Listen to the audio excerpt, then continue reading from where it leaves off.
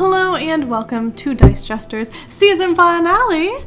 I'm Julie. I'm Dave. And today we will be discussing our 10x10 ranking. So we had played 10 different board games and we played all 10 separate times. At least 10 times. At least, yeah, there was some that we played exactly 10 and some that we played more than 10.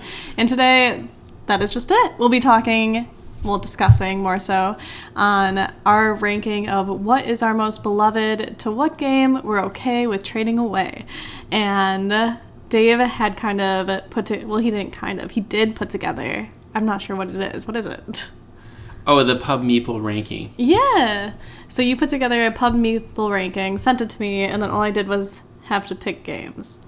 Yeah, it pairs up each of the games, so you have to pick. It'll give you 2 games and you pick which one you like more, and it cycles through all possible combinations. Yeah. So that it's not just a list that you're coming up with, it is a statistically sound ranking of basically anything. I think you can create these for anything in the world. And the fun thing about this part is that we took the test twice. Because one, we took it initially directly after. Right after our 10x10. And then we played all 10 games. Not 10 more. We played all... The 10x20 challenge. 10x20. We played all 10 games one more time in a row to make sure that we were freshened up, knew the game, and then we took the test. I keep saying test as if it's a test. We took the ranking one more time. And I personally was shocked to find out that some of my board game preferences or ranking has changed since the initial since our initial one, prior to playing all of them one more time through. Yeah, it was interesting. And I think that's the interesting thing about looking at these games in the long term, because even after we did our 10x10 and then I don't know how much time passed between that point and then just ranking it right now. Mm-hmm. Yeah. It was enough time to let it sit and breathe a little bit, and then to go back and revisit those games before doing this again. It just goes to show that things can change. I'm so excited. I am so excited because last time when we compared prior to going into playing one more time, we both had the same number 1. And this time, I don't think we do. That's so interesting. I know, so I'm curious. So Dave, although I'm the new board gamer, I would love to know, what is your 10th ranking? My 10th ranking? Yes, what is number 10? Or do you want to do it where we say it at the same time? No, that'd be too intense. We can start with my number 10, then we can alternate. What's your number 10? So my number 10. Yes, Dave. You're laughing. I have a feeling I want to do. I don't think that you do, because this actually surprised me. If it's San Juan, I'm going to be shook. No, I love San Juan. Oh, okay.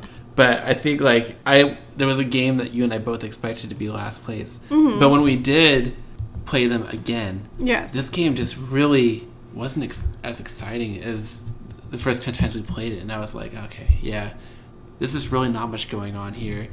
And I couldn't see myself continuing to come back to this. Canvas is my number 10 game. Oh, I am shocked. Okay, I thought... It's a really pretty game and I have fun, but I just don't know that it has the staying power, because we played it and I was like, yeah, it feels a little bit generic to me. Mm-hmm. And the replayability, I don't know if it's completely there. And don't get me wrong, the game is fun and simple and I love the art pairings and everything. I just don't... once we're done playing this, I don't know if I'm going to be super ecstatic to try to convince you to pull this off the shelf to play.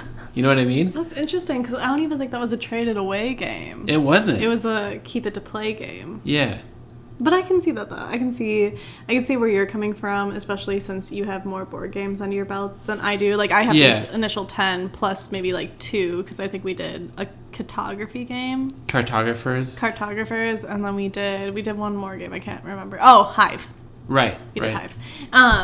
But just in general, it's interesting. I see your point of view there. I do hear lots of people say that there was so much potential for it to be so much better.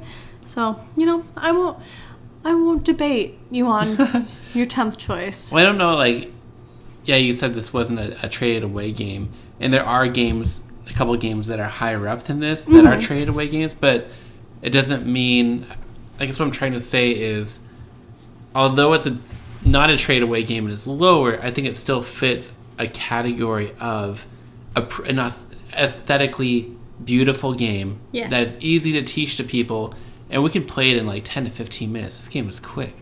For us, yes. Right. I don't think it's a terrible game to have in our collection necessarily. You know what I mean? I guess so. Yeah, I see that. So. Well, I'm guessing my number 10 is your number 9 then.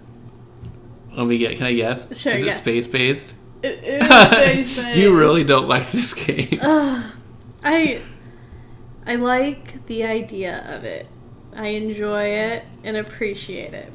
But for my type of flavor, type of crunch, or whatever the lingo is, yeah, I just can't get with it because to me, it is too slow. I do like engine building games. Yeah. But when I think engine building games, I'm thinking of Dominion, where it gets faster and faster the bigger you build your engine. Right. Well, this one, to me, still kind of feels, like stagnant. It's a little bit slow throughout the game, I think. And you do have bigger turns, but... It slightly makes me sad. Like, the game is crafted well. So having 12 spaces, I think is really nice because you know that there is a possibility to roll 2 6s.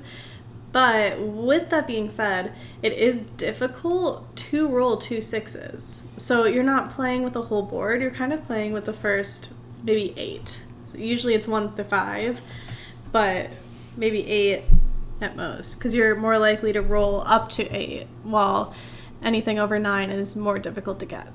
Yeah, I do think like a lot of the cards that you purchase, there's a huge chance that you won't even really be able to use those that many times to make it worth it. Yeah. And I know you can get those ones that let you use the ability to the card to the side, and you can chain a lot of those together. I get that. Yeah. So what is your number 9? My number 9 is Space Base. Oh, really? Yeah. Well, you're gonna laugh at my number 9 then. But I do, Space Base, I do like many aspects of it. I do agree that it's pretty slow in a lot of ways. But I do still like the buying the ships, and then I like that they replace ships on your board and you flip those around. So although you're replacing them, they still provide a cool bonus on other players' turns. Or on, for us, just the other player's turn. I also really enjoy, and this is something I really like about Dominion 2, the fact that you can buy those ships that give you a lot of points, but then they clog up your board and don't do anything. So it's like timing of when to build your engine and then to kind of start blocking it, but get more points. And I could never really time that well because you always beat me every time, it seemed like. Yeah, that is one thing where... Well, I think it's just because that game, no matter what, ultimately has to go longer. Yeah. So you can't speed it up as much as you want to. And if it's a game that is prolonged, I usually win it. That's true. Just because I can formulate my plot. And you're just really smart. Aw. Well, if it makes, your brain sparkle at all, my 9th is Canvas. So we flipped our 9 wow. inside. Yeah. So my 9 is Canvas. This one used to be higher for you, I think. It was, yeah. But it is beautiful. I do think it's really eye-catching and easy to learn, easy to teach. My problems that I have with it is just with the clear cards, I think there's so much more potential. Yeah. Just like a majority of threads that I have read, they all think that it could be done in a better light. So I am on board with there was potential, why did it get here type deal. Yeah. So that is where I am with Canvas, even though it was a keep it to play. So we're going to number 8, right? Yes. My number 8 was Sagrada. My number 8 was Sagrada. It was the same? It was the same. Wow. Sagrada. Yeah. So beautiful. I still and I guess I should say, even like we're ranking 10 games and it feels bad to have a game number 10 or number 9 or number 8. It's like, I don't really actively hate any of these games. Like I think they're all good games. And Sagrada, I think, is a good game. But what I do like is it has a cozy vibe. It's very relaxing. I like taking the dice and putting them on my board and trying to puzzle that out. I enjoy playing the game. It's just not amazing to me. What do you think? It's not eventful. Yeah. No, I think that even though we are ranking it a 10 by 10 top 10, it's purely just out of like from my point of view as a new player, what did I enjoy in the 10 that you had showed? And I think that's just kind of what I'm basing it off of. Like, all these games aren't bad games. They're all great beginner games. It's just more so my preference on what's more strategic compared to what's more easygoing. And I like the feel of engine building. I like the feel. Yeah. So things of that nature. But for Sagrada, it just kind of felt like, to me, there wasn't really like a controllable element. There was the clear tokens that you could use to purchase a controllable to potentially get something, but even the controllables, you still really couldn't control the board in my point of view. Yeah. Because it would say, like, re-roll the whole hand. So yeah, that's great. I get to re-roll the hand, but I would still have the potential of not getting the number. Yeah, absolutely. And I also different people have mentioned the fact that I think one or two of the expansions fixed some of the issues that we had with it. Mm-hmm. But I think just basing it, we should just base our opinions off the base game. Maybe we'll try the expansion at some point. But I also do believe that a game should be good to begin with. You shouldn't need expansions to make it a better game. You should just already enhance the things that you already like about it. That's just my opinion. No, I agree. So I'm ready to get into number 7, because number 7, when I saw it, it made me laugh. What is your number? So let's start with you this time. So, Dave, my number 7, which I was shook about, and I only climbed up the list because we had replayed it. It's Carcassonne. Oh. Yes. So, Carcassonne, when we played it 10 times in a row within a week, became so stale to me. And I generally believe that is because we played it back to back, and didn't play a different game or anything.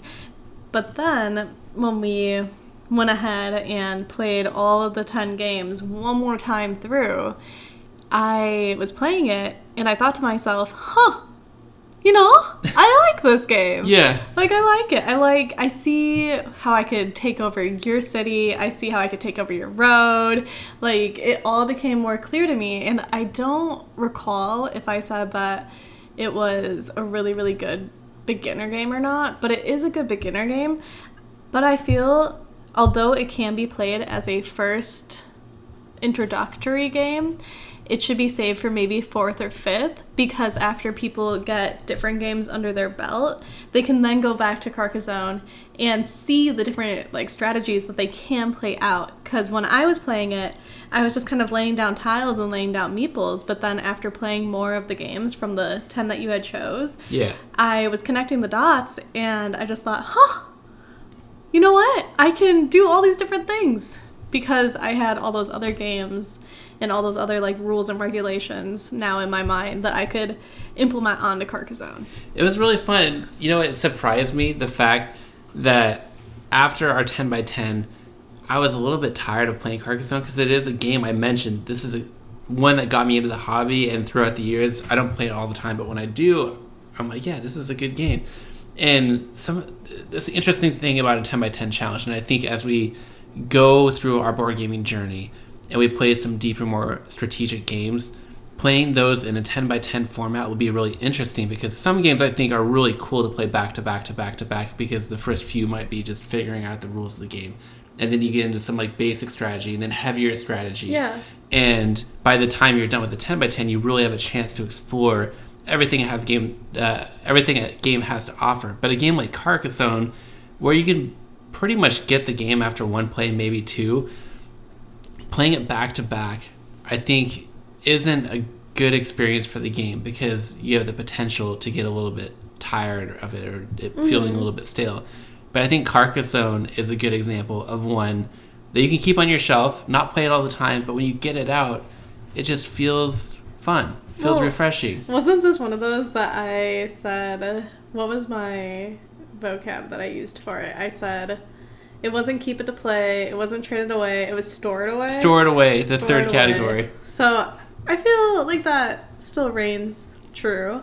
Yeah. Because it's not a game that I would be comfortable trading away, because it's something that I would want to play, and then if we were to go for it and see that we traded it away, you and I would just kind of have our shoulders and be like, where is it? Yeah. So I think there'll definitely be points where you and I are sitting here wanting to play a game, maybe something that we both just know really quick we can throw down. We have a few good games, I think, at that point that fit that category well, but Carcassonne will probably be one of those games, if I had to guess. Yeah. And it's not the last on my list, and it's not the top of my list, but it is in the midpoint. It's between 5, 6, 7, so. It's a good one. Yeah, it's right in the middle. What is your 7th? It's Targi. Really? Yeah, I thought this game, going in, I would have never imagined this to be so low on this list, but I still think it's really good. It's just, there's just something about the game that's a little bit too long. It's a little bit too repetitive. And even, I don't know, this could be another one where playing it so many times in a row, it starts to feel a little bit stale.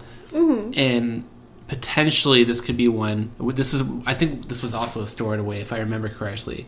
Okay. Because I do remember we did it our 10 times, and then we went away and then played it again.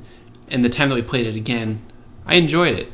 But by the end of the 10 by 10, I was a little bit tired of it. So I don't know, this one could ebb and flow a little bit, but it's not one that I feel super excited to continue playing. No, that's completely understandable, because that actually leads into my 6 with it being Targi. Okay. So yeah. I had felt the same way. I'm 90% sure that I had mentioned it either through our podcast or through the YouTube, but the YouTubes. But I remember saying that I was looking for cards because I knew they were in the deck, so I would turn down cards waiting for my cards. And then I remember you saying that I would always have 3 of the same cards every single game. Yeah. So I do feel that there was a strong repetitiveness, especially playing 10 times in a row. I agree. And even when we played it one more time through for playing the whole 10 again, I had still felt like it was repetitive. That's why I was kind of shocked that when my new list happened, that Targi was number 6 instead of number 8 or number 7. I guess I'm looking at my comparison. It only dropped 1. It was 6, and then it dropped to 7. My comparison it was number 7, and now it's number 6. And number 6, since I had already mentioned it, was Canvas. So it somehow skipped Canvas. Interesting. It is interesting. Yes. So your number 6 was Targi, right? Yeah, my number 6 was Targi. So we're jumping into my number 6. Of course. Century Golem Edition. What? Is it because you lost? But I still think it's a good game. Doesn't mean I don't like it. It's because you lost. I was about to mention all the things I like about it. I like the fact that it's beautiful. I love the fact that it's quick moving. I love collecting all the cards. Resource using collecting. them, grabbing the gems, converting the gems. I love games that have the contract fulfillment thing, and I'm sure we'll play a lot more of those. But cashing in the gems to get the cards, to get points, and it just has a really fun, easygoing cadence to it. I think that it's not higher for a couple of reasons. Number one, this feels very similar to a lot of games I've personally played. It doesn't feel super unique, but it does what it does very well. Yeah. That's not a bad thing. A game doesn't have to feel super unique. The other thing that I don't necessarily love about it is the fact that, and this is something that you are really personally good at, is converting one thing to another, and it got to the point where it was hard for me to see exactly how to accomplish what I wanted to accomplish, because there were so many steps in between. Converting one color to 2 others, and then converting one of those into 3 others, and then 2 of those into something else to finally get the pink, the yellow, the 2 blues that I needed to cash in on a card. So yeah, and it was difficult to pick new cards, because if I already had the cards that I wanted, like, I don't know how to explain it, the play cards or the conversion cards, that I wouldn't pick up a new card, so it wouldn't cycle through. So you would have to pick up a new card if you really didn't like the cards that were already presented in front of you. Yeah. Yes. So that's my number 6. That's fascinating. Since you're talking about Century Golem Edition, that's actually my number 5. Wow, we're like really close in a lot of these. We are. So it's my number 5. It's right there in the middle, because just like you, I thought it was absolutely stunning. But the part that got me a bit was the setup was kind of long to me. Well, it wasn't, how do I explain it? it wasn't exciting to set up. Oh. I know that's really weird to think, oh, there's games that are exciting to set up. I'm like, I'm normally the one to set it up. What do you Well, so there's that, and as I had explained, the rotation of the cards that you could grab, the merging cards. Yeah. So that made it slightly more unappealing to me. But otherwise, I liked the game because, to me, the game was easy to play. Not easy as in beginner easy, but easy to see my path of what I wanted to do. And it kind of gave me that chess aspect. So yeah, that was really good. Yeah, I do think it's beautiful, and with the fact that we played the original edition when we were at a game store. We did. I'm really glad that we have the Gollum edition because it's so pretty. Me too. I think the Gollum edition honestly just makes it better. It does. Even though it doesn't change, it changes absolutely nothing to the gameplay itself. Oh, for sure. The But- gameplay is exactly the same. And the other one is just some generic spice trading theme or something, where it's just cubes, but this actually has the gems. Right. It's really cool. Exactly. So my number 5 is Carcassonne. Huh. Which Okay. isn't super surprising because as I'm looking at my list, I think Carcassonne and Century Gollum Edition are two games I wouldn't necessarily want to play over and over and over and over again, but when I pull it off the shelf, it'll feel exciting and fun to play it when I haven't played it for a while. Carcassonne, I would probably edge out Century Gollum Edition for one after a few months that I'd want to put on the table and play. No, that's fair. That's fair. I feel the same exact way. Should we say our fourth at the same time then? Even though yours might be different and mine might be different, you want to just go at the same time? Because I feel like our top 3 might be in a different order. Okay. But I feel based off of 5 through 10 that our number 4 will be the same. Okay. Okay, so on 3. Ready? 1, 2, 3. Quacks San of Juan. Quedlinburg. What? What? I don't know how this one is done. What? Oh, I need to stand up. It must be a terrible game if it's number 4 on this list. No, I thought it's so good. I love this game. I made what are you talking about? I made you a potion. And it's beautiful. I love this. I have so much fun playing this game. I have so much fun. I need to take like an intermediate break for a second. It's number 4. Well, it's funny because they're flipped. My number 3 is San Juan. Okay. My number 4 is Quacks of Quedlinburg. Okay. And I think, so these went head to head. Uh-huh. And I chose San Juan over Quacks of Quedlinburg. Uh-huh. Because I was, in my mind, wondering to myself, of these two games, which one do I feel excited to play? Which is ironic because I think Quacks of Quedlinburg. Yes, we went to a whole board game cafe, and I took Quacks of Quedlinburg after just getting done playing Quacks of Quedlinburg at home, and you were excited. I do believe Quacks of Quedlinburg is a more exciting game than San Juan. Okay. It's just that San Juan has a little bit more, I guess, strategic replayability. Maybe not. I don't. No, you're fine. I'm sorry. I'll stop myself. looking at you. It's me that's making you question your thought, because I want it. It's just something about the action selection that I really love. Okay. And I love push your luck is another thing that I really love. But the action selection, if I pick an action and we both get to do it, but I get to do it a little bit better than you, and then which one am I going to pick that's going to benefit me more and benefit you less? In Quacks of Quedlinburg, I'm not really... It's exciting because I'm trying to fill my pot. Right. But I'm not really caring or paying attention to what you're trying to do.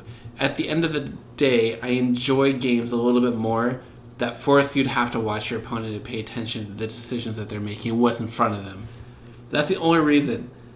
The Quacks of Quedlinburg is still an insanely exciting game, and I would gladly play it any day of the week. I love it. I thought it was going to be in your top 3. You seem like you're taking this so personally. Anyways, yeah, San Juan's my number 4 because I like it. I like exactly what you said, but it was something where I could. To me, there was a ever so slight, like so tiny, so minute. There was a long, what do I call it? A long time before you got built up to continue doing things. Because let's say you wanted to lay down a game over card. Well, that wasted basically your whole hand because a game over card costs 6. And it would be so difficult to then regain 6 cards. So that's the part that made it number 4 for me, was regenerating the cards that you had lost. Oh, but you just have to get better at building an Oh, inventory. yes. That's not... Thank you. Thanks, Dave. Thanks. I love that we're both a little salty at the other person's choice. Other person's choice. Because I thought we were soulmates, Steve. We are. Game soulmates. Okay, fine. I would be saying, oh, I think our top 3 is the same. But clearly you said that your number 3 was San Juan, right? Yeah. Okay, well then, my number 3 is Azul.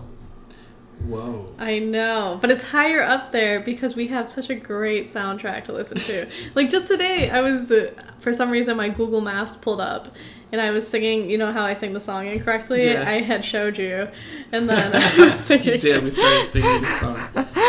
And you were like, that's not what they're saying. And I'm all like, hi, but it is. What's funny is when you're mentioning the fact that I might be shocked by your number 1. That sounds clickbaity. You'll be shocked. You'll be shocked at number 1.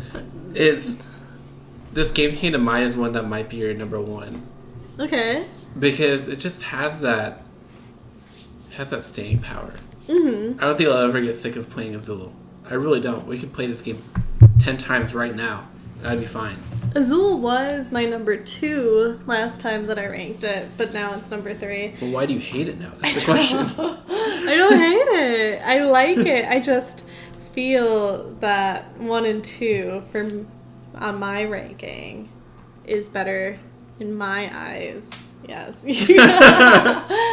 So I really like my 1 and 2, and it had moved down to 3 because originally when we were playing our 10x10, to me it did not feel stale, because anytime you would grab like a tile from the bag, it would be different, and you could still strategically place the tiles that were laying in front of you. So I liked all aspects. It was luck, strategy. I don't know what other words you use. What is the other words? Sure. Yeah, we'll just do luck and strategy. Yeah. And it was pretty easy to set up because it was already in the bag, and you just had to pull 4 out per tile. And since we only played as 2 people, there was only 5. Everything about it was smooth, so I really like it. But then we had played it again after finishing our 10x10 and did our 10x10 playthrough. And when I was playing it, it just didn't satisfy me the way my top 2 did. Okay. Yeah. So that's why it moved down to... Well, that's a little sad, because my number 2 is Azul.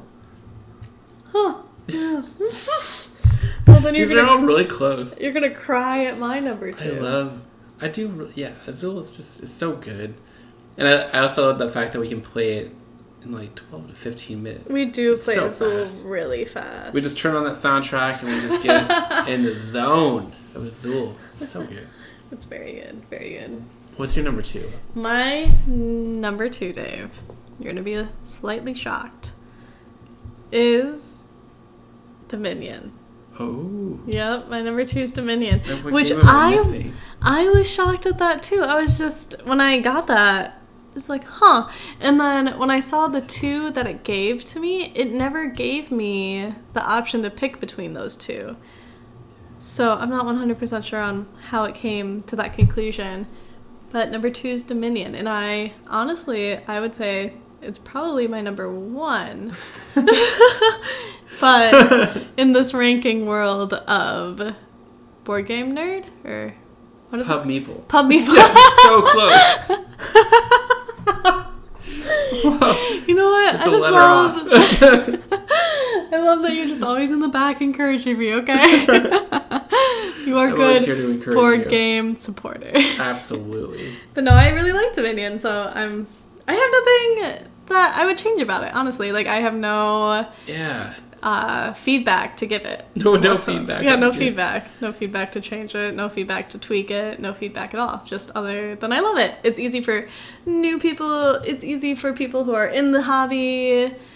It's delightful. I love the witches. I love cursing you. Yeah, you're really good at that. I know, because, you So know, good at that, Julie. outside of board game life, I'm just small. But then in board game life, I'm like, I will curse you and the generations to follow. Wow. Generational cursing, Julie. With the Wow. witch. With the witch, That yeah. hurts when you do that. Personally, in the game itself, it causes me great pain. Oh, I'm sorry. No, it's all the nature of fun, you know? Mm-hmm. There's nothing I would change about the game either. It's so perfect. We haven't even talked about expansions. We have dabbled a little bit. Right. But... Wait, so is your number 2 San Juan? No, my number 2... Hold on, what am I even talking about right now? Yeah, that's why. My number 2 was Azul. Oh, wait, your number 1 San Juan?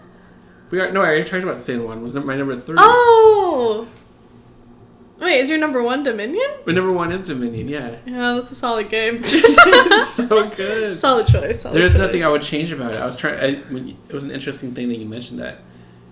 Because I was like, is there anything... There's nothing unnecessary in the game. There's nothing that could be trimmed out. I know. There's no excess, other than when you just get a bunch of expansions. That's a lot of cards. I know. Because, like, let's say you don't like a card. You never have to play with that card. Right. There have been cards that we like more than others. We get really excited when we see a card coming out. And then others, it's like, oh, we'll swap it for something else. And that's fine. Yeah, like the Witch. But I do think even cards that don't seem exciting at first, when you pair them with other cards in certain setups, suddenly become more exciting. Or you could be Dave and just use the festivals 180 times. I get like 1,000 festivals. You, like, build your deck off of festivals. I make a 17 card move and just get 3 coins or something stupid like that. Like, what did I even do? Anytime I see the festivals on the board, I sigh. You're I'm like, what did you say that one time? Let me get up and go read a novel. I was like, I can write a novel in the time it takes you to... I could write, edit, publish, and come back, and you would still be... Publish. Like, send it to the publishing company, get the edits, first draft, second draft, all that. That is how I feel when the festivals come out. That is what I'm giving to you with my sigh. Like, well, Julie, when I see the witches and the gardens come to play, I die a little on the inside. Well, the witches are there too. You could play the witches. Yeah. The gardens, you gotta stay away from. Those are mine. You do get mad when I buy them. I do get mad. Like, stay away. I'm like, what are you doing? You don't like the gardens? You like to trash cards. There's no point in the gardens. Well, Julie. Yes, Steve. What am I missing? What is your number 1? Oh, you don't even have a guess? Wait, was it... Did you already mention Century? You think Century's my number 1? Okay, if you had to guess, Dave, since clearly you haven't been listening to my list. I have. I'm just confused because I have all of mine and then there's yours. No, it's okay. It'd probably be Quacks of Quedlinburg. It is Quacks of Yes! Quedlinburg. It's so good! Okay, so I don't know if it's because Spooky... It's my honorary number 1. I'll call it that. Well, we're not talking about your honorary. No, I'm just kidding. I said Dominion was my honorary one, but I don't know if it's because spooky season's in the horizon. In the house? I was going to say in the house, but I was like, it's not in the house yet, but it's on the horizon. That maybe I picked it, and I had just made a fun component upgrade for us to use. So beautiful. So that's why, maybe. But then at the same time, I think it's because when we finished playing our 10x10, and then we played our 10 games through again, I had realized that although it's a push your luck, it's calculated. So I started doing math. Yeah. Of course. You're like, of course. Let me get out my graphing calculator for this. So... But just make the game fun, Julie. Just have a good time. Make everything mathematical. It is a good time when it's mathematical. So there's 1 3, 2 2s, and 3 1s, right? I can't particularly remember, but it's something like that. I'm not good at math. No, it's fine. Don't worry about it. Anytime I start talking numbers, and my brain just shuts off. So what would happen is if I grabbed a 3 cherry bomb to begin with, in my mind, I just said, well, I can't grab another 3. That's the worst that could happen. Right, that It's is all the worst downhill that could from happen. here. So then I just keep going. And then when I grab a 2, that's when I start to move a little more caution, you know? Mm-hmm. But otherwise, I'm just, 1, okay, yeah, whatever. And then if it's the opposite way, where it's like 1, 1, 1, and then one of my hands are in there feeling around, and I see that there's less pieces, I go, okay, I know that there's 1 3, 2 2s, and a few 1s left. So, do I push my luck and hope that it's, I don't know, ghost breath, or Moth. a moth, or the raven? I don't think it's called the raven, but Raven Skull. oh, is it called the raven skull? Maybe. Oh. Do I push my luck, or do I just continue? Yeah, do I push my luck or stop? And then that's when I decide. 9 times out of 10, I decide to stop. Unless you had busted your pot. Then I'll push my luck. So, yeah. That's why it became my number 1, because I found out that there is a strategic way, and I can think about it with math. What are we doing? Let's just go play Quacks of Quedlinburg right now. Alright, let's kick off spooky season with Quacks of Quedlinburg. Hey, it's always spooky season with us. Yes. I love that. That All was, wow. I know, it's Julie. changed so much. Because let me What just... a 10 by 10 journey. Right. Let me read you my previous list. Because things have changed greatly. I don't know why I thought you were about to say, let me read you a poem I wrote about it. Season 1 played 10 by 10. No, Dave, I'm sorry. I'm not that creative, I guess. But here is my original 10 by 10 list, starting with 10. So Carcassonne was actually number 10. And the reason for that is because we initially rated our list right after completing our 10 by 10. So I was exhausted and overworked, I would say, with the games we played. And Carcassonne was one of those games where it was just so stale for me that anytime it came up in my mind, I was like, road. Road. So then that was number 10. And number 9 was Sagrada, which I was very shocked to see it move up the list for the new one. 8 was Space Base. And Space Base for the new list is number 10. 7 is Targi. 6 is Canvas. 5 is Sentry, so Sentry stayed the same. 4 is San Juan. San Juan stayed the same. 3 is the Quacks of Quedlinburg. That's why I'm saying it's probably because spooky season's in the horizon. And then 2 was Azul, and 1 was Dominion. Yeah, I'll run through mine. Yes. That was some interesting changes. My number 10 originally was Space Base, so then it went to Canvas this time. Number 9 was Sagrada. Number 9 was Space Base this time. Then last time 8 was Carcassonne. This time was Sagrada. Number 7 last time was Canvas. This time was Targi. Number 6 last time was Targi. This time was Sentry. Number 5 last time was Sentry. This time was Carcassonne. And then number 4, this is where they switched a little bit. Last time was San Juan. This time was Quacks. And then this time number 3 was San Juan. Last time it was Quacks. Ew. And then number 2 and 1 both times were Azul and Dominion. I'm just so shook that Quacks changed places for you. I really Barely, thought... like by 1 spot. I mean, we could play it tonight and maybe it would shoot up. Who knows? Yes. I don't know. I really enjoyed my entryway games. Yeah. They were quite fun, regardless of how they are ranked in the 10 by 10. That's just because we played it all at least 11 times now, you know. I know there were some that we played a lot. I think Dominion. Yeah. How many times did we play Dominion? I think we were up... Were we up to the 70s? Or am I being dramatic? Do you want to... I can talk about how many times we've played a couple of these. Yeah, if you'd like to dive in. I would just love to know Dominion. Oh, Dominion. Just Dominion in specific. Dominion we have played... Because I know that one was the... Dominion and Azul were our 2 highest ones. So that's why I'm surprised that Dominion and Azul wasn't... Oh, we've played Dominion 59 times. Okay, that's still a lot. And Azul 48 times. Okay, well, together, they're like 70s. 80s. Yeah. I have won Dominion more times than you. 52%. Maybe that's why it was your number 1. It moved down to my not number 1. Yeah. Oh, wow. And Azul, I've also won more times. 54% Maybe I enjoy the pain of losing. Yeah. Yeah. Well, you'll be happy to know that your favorite game, though, you've won more times than me. Maybe that's why it's my favorite. Yeah, probably. No, I like that. I really, just overall, I think it worked really well. I'm excited for our season 2, 10 by 10. I'm excited for the games that you're choosing. So, is there a theme to them? Like, how are you deciding them? Is it based off of what games I liked? Or you want to keep it a surprise and just kind of go with the flow and mold them depending on how I like a game? So, like, let's say you pick game A and I just absolutely despise game A. So, you had game B planned, and now you're like, nah, I'm not going to pick game B because she didn't like game A, so game C it is. Is it like that, or what are you thinking? So for our season 2 10 by 10, yes. I'm really, really excited because it's a little mix of everything. I took some things that I knew you liked about games from our first season, things I also know that you didn't like as much, and handpicked some games from that standpoint. Some things I know about you as a person. Okay.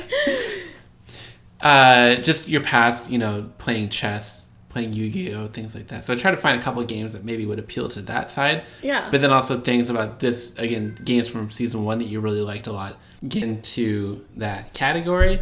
And I also thought about game designers that I really wanted to introduce you to, that have unique styles and that are really popular in the hobby, to test it out and see if you liked their games. Oh. So a little bit of experimenting, a little bit of, for sure, I know you're going to love these games. Mm-hmm. And just to see what works and what doesn't. And I'll continue this journey with you, and we'll explore more games and try to find games that you really love. That's really the goal. But in the next list of 10 by 10s, it'll be a mix of some, I would say, medium light games all the way to a little bit medium heavy and kind of in between. So it'll span a lot of different spectrums within 10 games. So very excited to take that journey with you. I am excited as well. I'm also excited because I know it's going to take us a moment. A moment, yes. To I love how you're like, yeah, just a moment, Julie, for sure. But I know it's going to take us a moment, Dave, for us to complete that. And I'm sure we're going to have bonus episodes in the middle. So still going to be releasing on Tuesdays. But since spooky season is entering, I would like to say a proposition, if that's the correct word, that we do all spooky themed games. Spooky themed games? Yes, that is my request. Okay. I don't care what it is. I just want it to all be spooky. I think I can do that. I have some good ideas in my head. Okay. Maybe I've been thinking about this. It's something I wanted to do. I don't know. Maybe you and I think similar. Okay. No surprise. Apparently not, because Quacks is not your first, but yes. No, yeah. We could definitely do that. That'd be a lot of fun. All right. Great. Well, then I look forward to both. I look forward to the in-between of completing our 10 by 10s. I look forward to some spooky season games. And in general, I look forward to playing games with you, Dave. Oh, I can't wait. I know. Such a great Thank you for playing with me, Julie. Yeah, thank you so much for playing with me. And thank you so much for listening. That is all that we have this week. Join us next week for a game that we will discuss to be determined, but will fit into a spooky theme, yes. And be sure to join us on Instagram. You can find us at Dice Jesters. We would love to connect with you there. You can also email us at thedicejesters@gmail.com. And now we have a Patreon. If you would like to do your own ranking of our 10 by 10 in season 1, you can join our Patreon for free and then rank for free and let us know what your number 10 and number 1 are. Yeah, absolutely. And be sure to join us next week. And until then, play all the games with the ones you love.